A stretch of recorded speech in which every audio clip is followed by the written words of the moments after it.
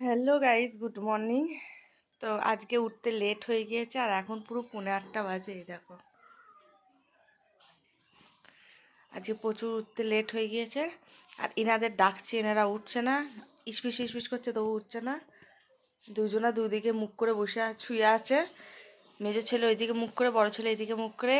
রাতে নাকি বড় ছেলে মেজো ছেলেকে লাথি মেরেছে, সেই কারণে ও উল্টো দিকে মুখ করে শুয়েছে। এখন বলছে আজকে যদি তুই লাথি মারিস তোকেও আমি লাথি মারবো। এই হচ্ছে সকালবেলা, তুমি উঠতে বলছি উঠতে না, তো ওদেরকে ডাকছি, দেখো কেমন করে। ওরা ভালো কথার মানুষ নয়। ফোনটা রাখতে হবে এখন, দাঁড়াও।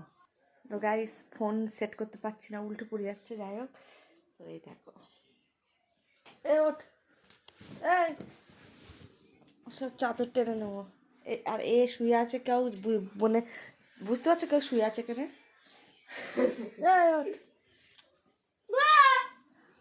তাড়াতাড়ি আটকে রাখবি না, তাড়াতাড়ি ওঠ।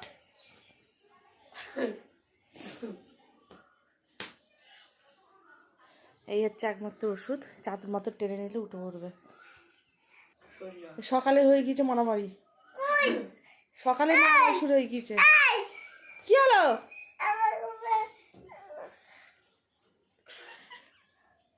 ছাট, এইভাবে সারাটা দিন আমার চলতে হয়। আই বাবু, এইভাবে সারাটা দিন আমাকে চলতে হয়। এই সকাল থেকে শুরু হলো মারামারি। আর একজনও আছে, এই যে ভাবছে কিভাবে ঢুকা যায় ওর ভেতরে মারামারি করার জন্য। তুমি এক করতে গিয়েছিলে? হ্যাঁ, তো চলো সারাদিন কি করছি না করছি তোমাদের সঙ্গে শেয়ার করবো। প্রথমে মারামারি নিয়ে শুরু।